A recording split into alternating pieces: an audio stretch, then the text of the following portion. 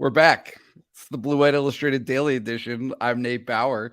I'm going to be joined by Sean Fitz today. We're talking really all things Penn State sports, Penn State football, and a little dose, not dice, of Penn State basketball here on the Mailbag edition of the Blue White Illustrated Daily Edition.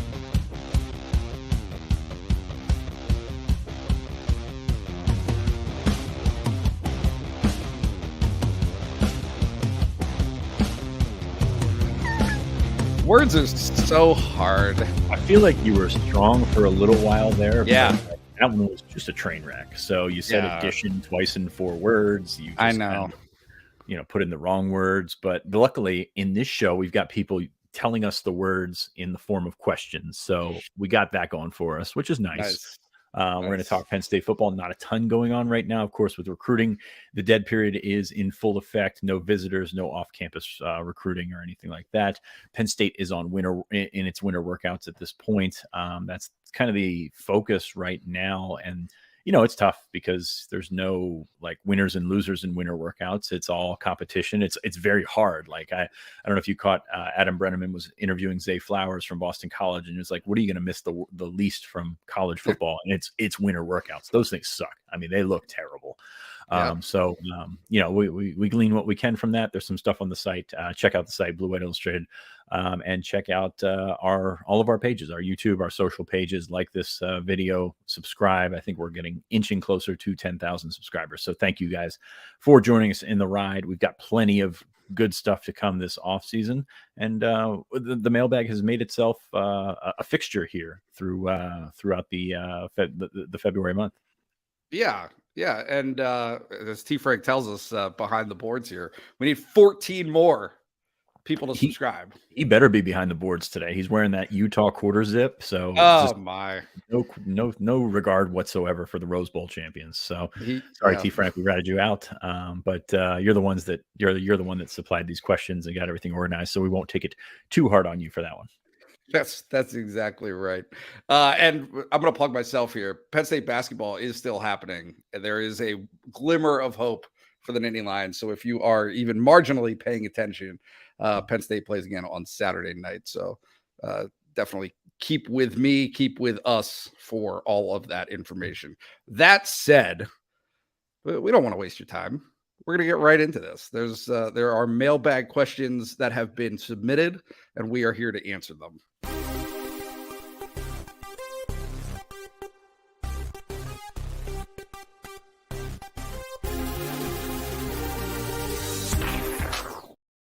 Yes, we did it. No names in the graphic this week, which is fine because I'd rather have no names than have the wrong names. So, but that was nice. I like that. Enjoyed that. We did it. Thank you, T. Frank. Let's go. Let's get right into it. We've got a question, and I don't, you never know how to pronounce these names, but Homad W 1978, who is a longtime subscriber of Blue White Illustrated and actually provides a ton of insights on our message board. Huge shout out to you. I think your name's Howard. In any case, in looking at our 2023 defense, meaning Penn State, which position group do you and Nate see as the strength of the defense for next year? I'll go with defensive end. I think this is a great group in terms of potential and also returning production. Adisa and Chop at the end kind of give you the same thing on each side. They're going to miss Nick Tarburton this year, holding up against the run, but you hope that Dani, Dennis-Sutton, Amin, Vanover can get in there. Smith Vilbert, obviously a wild card, and you've got a bunch to work with, a very talented group. And I guess when you take a look at all these position groups, you do have sort of a give and take as far as what you're worried about, like where they might come up short. But defensive end is probably the spot where you just feel strongest. I think it's a really good group. I think John Scott's done a great job. Deion Barnes has done a great job in getting these guys where they need to be. I think Chop Robinson can still take another step. I mean, he was so disruptive over the latter portion of the 2022 season. I think there's still more of that growth in him. Again, they're going to have to figure out what they do against Michigan when they try to get the ball run down their throat, or when Michigan tries to run the ball down their throat. But I really like defensive end. I think they've got a ton of talent, and that rotation, the deeper it gets, the better off they're going to be. This is kind of interesting because I think that you could probably poke holes in just about every group defensively, as well as argue that some of the better players on the field will be contained at each position group, right? I mean, if I'm like, I still see that even though they lost Joey Porter, the cornerbacks are still going to be stacked. I mean, I love Kalen King, right? I mean, I think he's phenomenal and arguably had as good or better of a season than Joey did. So the cornerbacks would be a place, well, especially with the addition of Storm Duck. I think that's a talented group. Johnny Dixon's still there, like that stands out to me. I don't think that safety is necessarily going to take as big of a step back as you might think. I don't know. I mean, I guess it's a possibility, but when you have young talent the way that I think that they do in Jalen Reed and obviously Zaki Wheatley, you could have a real firm kind of foundation there in your starting two pieces, potentially, along with Keaton Ellis, depending on what happens there, to go with on that back end of the defense. Yeah, not worried about talent back there. I think they've got a ton of talent. You mentioned Reed, Ellis, and Zaki Wheatley, but also KJ Winston, I think, is going to come into his own and make a run for that job. And that's four you feel good about. And, it used to be when you lose your stud, you'd be kind of scrambling around. I think they're okay at that point. You're going to miss a lot of the things that Tig Brown was able to do. And we talked about that on the live show last night because he was just so versatile, could do really anything you wanted him to do on the field. But I think that they have the talent to back it up. And credit Anthony Poindexter. That's a room that he has molded, and that's why they're in this situation. You lost Brisker, and you were asking those same questions, and then Tig steps in. It's kind of who's next at this point, and that's a really good spot to be in.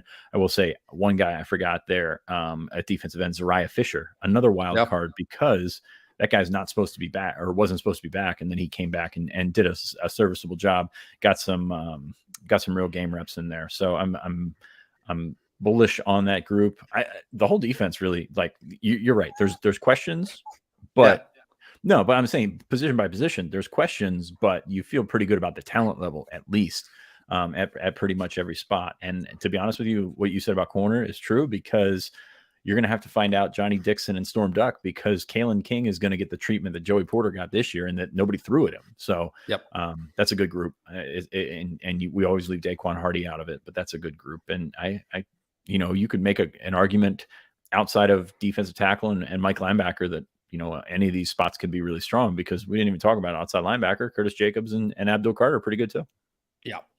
It's always just funny, name the strength, and predictably, I always say 6 of them. Yes. Everyone. I like everyone. They're great. Moving on to MRMK 5110. Shout out to him or her. Ryan wrote a great article about Caden Saunders the other day, and Caden talked about some of the growing pains that he had in his first year. For the class of 22 freshmen who did not have an on-field impact during the season, who can you tell has been making some early progress or impact through the February workouts?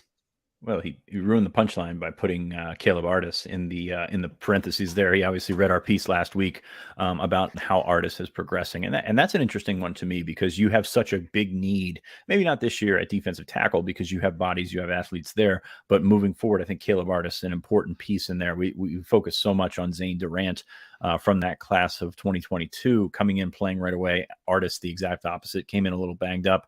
It was kind of on and off there for a while, but he seemed to make some strides. And when I reached out to people last week, who's kind of surprised so far, Caleb Artis was one of the guys that popped up that, would be a surprise to most people, because he hasn't played. I think he got in 1 or 2 games, but he hasn't been a fixture. He hasn't been a guy that we thought was on the verge of breaking through or anything like that. But 6'4", 315, you look at that room, and what they're missing is a big guy like PJ that was in there at 325 pounds. So can he be that guy right away? I tend to lean no at this point for 2023, but it's encouraging for 2024 and beyond that you can find a guy that can fill that role. Yeah. And I'll, you go with who you wrote, and I'll go with who I wrote, which is Keon Wiley, just as a guy who probably did not get a ton of attention last year through the course of the season, but ended up being named one of the co-developmental team defensive players of the year with Jake Wilson. Here's a guy who could have helped probably and would have helped if the situation demanded it, but it didn't. And so, they were able to preserve his red shirt last year, and yet he was still able to get some experience there towards in November, and also really had, I think, as you may have mentioned, sort of a radical body transformation. He's a guy who put on some weight through his first year in the program. Yeah, he's at 223 right now, self-reported. He says he can play around 225. That to me tells me that Will is probably a better fit than Mike, where he played this year. And plus, you've got Tamir Robinson coming in. Of course, you've got guys coming in at every spot in that freshman class. But he's a good football player, always has been a good football player. They used him off the edge at Imhotep, and that was a transition that he had to make to play in traffic, to play Mike. But it seemed like he came on at the end of the year and did some nice things, at least on the developmental squad. I still think he's got to get bigger. He's going to get lost in some of that traffic playing at 223, but he is still just on the back end of his freshman year. So Wiley's interesting. I think he's a guy that you look to fill some of those special teams lanes in 2023. We'll see what happens. And I think the Will depth chart sets up a little bit better. I mean, you've got obviously a position battle in front of you at Mike with Tyler Elston and Kobe King, but then you've got Abdul Carter at the will and really not many other people there. Curtis Jacobs can float and play both. Dom DeLuca could probably play both, but that's just from a pen and paper standpoint, that's probably the quickest route to the field. Looking at these other redshirt freshmen, you mentioned Caden Saunders, or Ryan wrote about Caden Saunders. Very intrigued to see how he responds in the next year. It wasn't what he thought it was, and that's something that's hard for some people to process, for some freshmen to process, especially ones as talented as Saunders, guys that come in All-American, top 100 guys, and it just doesn't click right off the bat. And that's humbling for some guys. So I'm interested to see which direction it goes in there. Going down the list here, Mekhi Flowers and Anthony Ivy, a couple of guys that have been lumped together as Central Pennsylvania guys that, did some nice things here and there throughout their redshirt freshman year. Of course, Christian Driver switching to receiver. The guy that I would circle, just going down further down the list, and we've talked about him a bunch, so it's not really a surprise, but Vega Ione, 6'4", 336, and just huge. I know you ran into Vega a couple of weeks ago, and I don't think it was, I wouldn't suggest running into a guy that big, especially for a guy like you. But he's gonna compete. There's spots to get reps there in the spring, and he's going to, out of this entire group, probably see the most reps out of anybody at his position group. Yeah, it's such an interesting class, just given the fact that there were so many who did play, right? Who had as much of an impact as they did. Moving on. Another one, back-to-back, MRMK 5110 asked, my heart's content. Do you want me to ask this so you can go to the expert phase? Yeah. You read. Okay. You read. PSU's basketball lineup will look a lot different next season. Which of the current freshmen do you see most likely to step up for them next season based on what we have seen so far? I don't know anything about this. Nate, that's all you. This is your domain. Oh, I love it. And I'm going to instantly curveball this for you, Mr. MK 5110. It's based on what we haven't seen so far. And to me, Jameel Brown is like ripe for moving into Jalen Pickett's role. Right. So it sounds counterintuitive because you just really have not seen a ton of him. But the reason that you haven't seen a ton of him is because there's an All-American who has to play 38, 40 minutes a game, basically at his position. Kanye Clary has obviously stepped up, and I think he's a great piece for them moving forward. Keba's going to be better next year. I mean, literally, you kind of go down through the list. Evan Mahaffey needs to defend a little bit better, but Jameel Brown is the guy who, to me, is most primed to surprise people in the sense that nobody really has any idea. You just haven't seen a lot of him at all this year because there haven't been a ton of opportunities. And I think when that opportunity comes, he's a guy who's positioned well to step into it and to play well. Do you think he's more apt than, say, a portal entry or a portal addition to fill that role? I mean, because that's a heck of a role, especially watching that guy go for 41 the other night. Yeah, I mean, certainly they will be back in the portal. You would anticipate. I mean, they're losing a lot from this group that's moving on here. Miles Dredd's going to be gone. Pickett will be gone. Cam Winter's going to be gone. Andrew Funk will definitely be gone. And don't want to play spoiler here, but very likely Seth Lundy will be gone. Mikey Henn will be gone. So you got a decent amount of guys to replace there, on top of the fact that you do have 3 players coming in the class of 2023. So yeah, they will be active in the portal. I'm sure it's not going to be a huge undertaking, I don't think, but I do anticipate that Jamil Brown's going to be a guy who, again, is somebody that people just don't really have not seen a lot of. There have been some questions about him, and I think it's simply a matter of time and place, and not really even to his detriment. There is somebody in front of him who he can learn from, and he can play behind, practice, you name it, kind of get those growing pains out of the way at this stage in his career. Moving on. Okay. Yeah, I know. I'm a big Jamil Brown advocate. LaFennec Fox asks, is the wide receiver room on the verge of a running back room of 2022 path? Where we had a really deep, crowded room, and then suddenly older guys who aren't starting leave, and it hollows out for good or bad. Interesting. What do you got, Fitz? That's not really a running back 2022 situation. That's a skill position in today's college football situation. Like, that's kind of what you're looking with. You got guys that establish themselves, and then you've got young guys that come in and eventually beat them out. And that I think that's healthy in the long run, but you've got to figure out a way to balance it, because you don't want to end the year with 2 running backs, as Penn State did in the 2022 season. So I don't think they're quite there. I think a lot of the older guys have already thinned out. I mean, Jaden Dotton left. You've got Parker Washington moved on, obviously for different reasons, but you still feel it's a weird makeup of a room, because you still feel like some of these guys are young. Keandre Lambert-Smith, Trey Wallace. You feel like some of these guys are young, even though they've played a decent amount of football. Then you've got Cephas coming through there, Malik McClain coming through there. I don't see it as a situation that where someone like a Nick Singleton is going to take over and just, or Katron Allen is going to take over and put a stranglehold on that room. I don't know that those freshmen are quite there. And then they only sign one for Carmelo Taylor. So unless I'm missing the point of the question completely, I don't think that's a situation where you have that, because you went to the portal, you're bringing in experienced guys. You've got a lot of reps for Trey Wallace this year. You've got Keandre Lambert-Smith, who you hope can take the jump and be the number 1 guy that he's capable of. So I don't really see that situation, but that's kind of how things have moved with college football recently, in that the portal is there, and that's prevalent, not just for guys who get passed up, but guys who might see themselves or see writing on the wall getting passed up. So I think that the receiver room, the more I think about it, is fairly healthy, but you've got to figure out if those guys can be as consistent catching the ball as the guys are leaving. Tinsley, very good at that. Parker Washington, very good at that. We hear great things on Malik McClain in terms of testing and things like that, but can he catch the ball?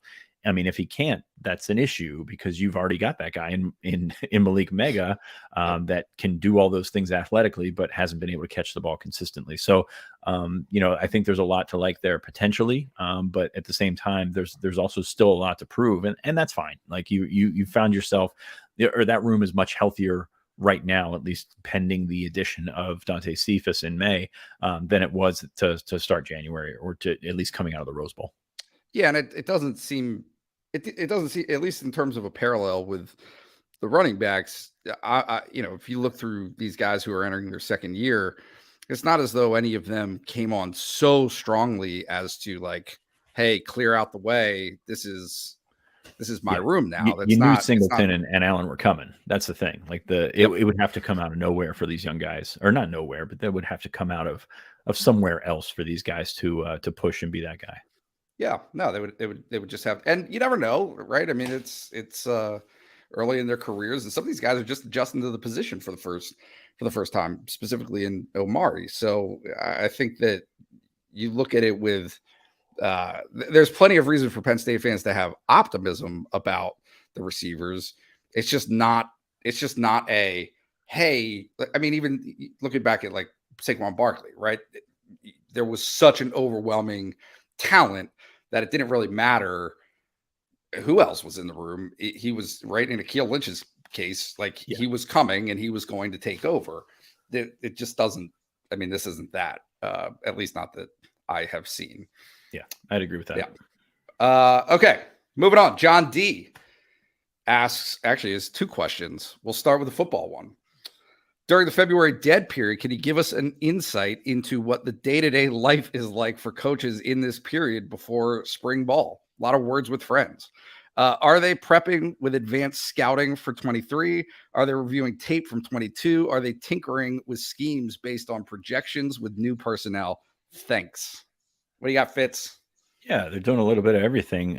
First and foremost, that you come off of the January grind where you go on the road and you get some downtime. So some of those meetings that those 7 a.m. staff meetings are now, Zoom meetings and things like that. Guys get out and about and do that sort of thing. It's absolutely necessary coming off of that or going into that dead period.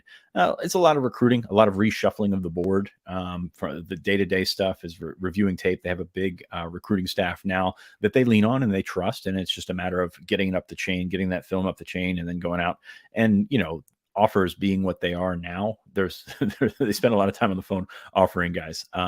So that's kind of the recruiting side of it. As I said, just sort of reshuffling their boards to hit the ground running in March, trying to get guys on campus in spring, doing a lot of those conversations. In terms of the football, they're doing advanced scouting right now. They've got a ton of analysts that help them with all that, reviewing tape from last year, making corrections and things like that. But a lot of those corrections get made in real time. They, of course, are attending winter workouts, which is something you used to not be able to do. Then they changed the rule a few years back, and you can actually see your guys in action, which I think makes a big difference. Spending a certain amount of hours with your guys throughout the week. Tinkering with schemes. I mean, that's all in Mike Yurcich's head. I don't, number one, don't know what's going on in Mike Yurcich's head, and I don't want to know what's going on in Mike Yurcich's head. That's his thing to work with. But yeah, that's all kind of stuff that they cover throughout February as they come off the road, get some downtime, and then get right back into it by prepping for spring ball, because spring ball is a month away. Like that's kind of how things work with Penn State. You get back, you do the February dead period. You've got a week where you may get guys from IMG that are on spring break or something like that coming through. You think back to 2020, Brock Bowers was the one that came in, and he was the last visitor, I think, that Penn State hosted before that, before the pandemic. So you got that week in there. Then you go on spring break. Everybody gets spring break. Everybody needs spring break. And then you come right back and you get into spring practice. So there is downtime, but not much, because you've got to be at it every day with the way recruiting is going now. Maybe fewer 16-hour days at the office. Yeah, cut them down to 14. That's fine. Cut up, just anyway. They're up early. I can tell you for a fact they're up early and they're going at it. So it's very hard to tell. Like, coaches like their rest and relaxation, but the brain doesn't shut off. These people are special cyborgs that really can't stop thinking about football, and it's an illness, but they do pretty well with it. They dream in schematics, and I do think there's an efficiency question, right? And we've talked about this, but it's so much of college coaching in a variety of sports, really, because I think this applies to basketball too, is dreaming of what if. You are literally playing out every possible scenario for every possible thing that you could possibly encounter during the course of the season, during the course of a practice, all of those plans. It's just simply a matter of game theorying out every last detail. And it applies to recruiting too. I mean, it's so deeply involved in hypotheticals. That is what interests me, I think, the most. No, I agree. It's as I said, it's something you can't stop thinking about, and it's tough, man. I kind of feel for those guys sometimes, and then I look at the salary numbers are not available, but they're doing okay in that regard. So it's tough. I mean, and we're looking at more of an information business than a schematics type thing. So maybe that's a better question for someone else. But there's stuff going on. It's not necessarily the headlines and the flashy stuff, but day-to-day life is it's slowed down, but it never comes to a stop as a college coach. Yeah. You asked me the basketball question. Oh, right. Basketball. Any word on how Demetrius Lilly, that's a tough word, tough name to say, is developing behind the scenes? Jameel Brown, you touched on. How about him? It was awesome seeing him get some run against Illinois in the first half this week. Not really. Not really. No real word. Is a guy who was a developmental project for Penn State in the first place. It doesn't mean that he's not developing. It's just he's not in a place where um, you know, he can really contribute. And you've seen this even in the cases of a Dalian Johnson and a Caleb Dorsey, of players who you can only go so deep into the bench. And so Lilly's not a guy who you're going to see at this point in the season, especially with as many really consequential games left on the schedule that they have. And yeah, like I said, Jameel Brown, yeah, he's on track as far as I know, coming along. So moving on from basketball, Poncho 570 asks, with kids starting to pick their jersey numbers, who is your pick to don the number 0 jersey now that Sutherland is moving on? So the special teams ace, who you got, Fitz? Yeah, that's a reminder. That's how they do it. It's been so long because John Sutherland was here forever, and then all of a sudden, you got to remember what the parameters are for that number. The special teams ace. I'll be honest with you, Dom DeLuca is one that jumps out. I don't know how attached he is to that 34. I know he wore 9 in high school, so I don't know that 34 is ingrained in him, but it's kind of his brand right now. So DeLuca, from a special team standpoint, is in there. I think an interesting one here, and I'm not going to stump for a long snapper to wear number 0, even though that would be amazing. But Tyler Warren is an interesting one, and I think that he's a guy that maybe not with the number 0 conversation, but I could see him being a special teams captain. Stacey Collins was quick to point him out as one of the core guys for this unit. And you don't really think about that. You think about those guys running down and covering kicks and things like that. But Tyler Warren has been a guy that they've really, leaned on in that room to bring everybody together. So those are two. I haven't put much thought into this one, to be honest with you. We saw some new numbers this week. Jalen Reed's wearing number 1. Liam Clifford's wearing number 2. There's a couple of changes a little bit later. Caden Wallace now wearing 73, so I can't wait to mess that one up in my head when he gets out there in the spring. But those are a couple of guys that I look to, and really it's about finding those leaders on special teams, and I think those are a couple that make sense. Yeah, it just takes you right back to the question of leadership, and we talked about it, and it's such a like cliche kind of trite topic, but also one that exists, right? Is who are the people that you're going to turn to? Who are the guys that this coaching staff can trust and feels connected to in terms of setting the example that they want to set? And if you look across the board, it's not just as though the quarterback position is right. Like, it's offense, defense, and special teams. Every unit on the field has those questions to answer. And it's not to say that there aren't answers out there, that there are guys who can do it and who can fulfill it and who might even be naturals at it. They're just not obvious. They're just not obvious right now at this point in the year. So it's going to be interesting. Sutherland was an obvious choice when it happened. For sure. Like, there's no question about it. Yep, for sure. So last one. Dave B 9127 asks, who will be the Nittany line that improves their stock in the draft room the most with a good combine workout?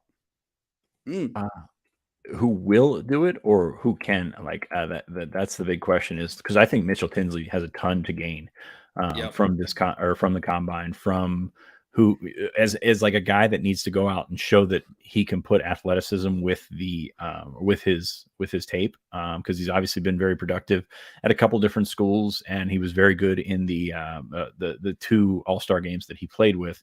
It's just a matter of going out and seeing, does he run a 4.5 or does he run a 4.65? I think that's the difference when you're talking about guys that are a little bit further down on the draft board at the receiver position, which is always so crowded. I think he's a guy that could really help himself in the combine and pro day settings. Yeah. I'm curious. I don't like PJ Mustafa will kill it in the interviews, right? Right. Is he a guy who's going to stun you athletically? I don't know. Juice, like, I don't know. You look through these guys and the list, and they have film that backs up what they've been able to do. I don't know how many of them are right. Is like, where's Joey Porter at in terms of his physical rehabilitation? I've seen clips of him working out. It looks like he's back and fine, so maybe, but he's already projected to be such a high pick. Is he gonna launch himself from 16 to 10? I don't know. Right. Yeah. You're talking like you're changing the game when you're talking about moving in the first round, but like, so like you and I would take Tig Brown, like from seeing him for a couple of years here, we think he's a phenomenal player and everything like that. It's just a matter of like, how fast actually is he? Like, is he a guy that's an elite athlete? Obviously you're following Brisker, who has tested pretty well in the past. Like, is he that kind of athlete? And sometimes that's what you're up against. So I think, Brown is another guy to look to that can really, really help himself. Will he do it or not? I think he's capable of it, but we didn't see him at the Senior Bowl. Really no explanation on that one. So I think he's another guy that really can help himself with NFL teams. Yeah. Strange would be maybe the last one who I guess would have a shot. You can make an argument for all these guys. Like really. The same thing we did in the opening was pick one, and we're going to tell you about all of them. But because Parker Washington coming off that injury, like, can he run by the time the combine gets around? Like, is he going to be able to do that? And that's going to be something that factors into his evaluation. So, I mean, you can make it out for everybody, but I think Brenton Strange is a good one. His best attribute is going to be his tape, and then we're going to see how he tests, because he could test all kinds of ways. And this tight end group is really good, like really good tight end group in the draft this year. So he's going to have that working against him. So he's got to differentiate himself from the rest of the people in that group.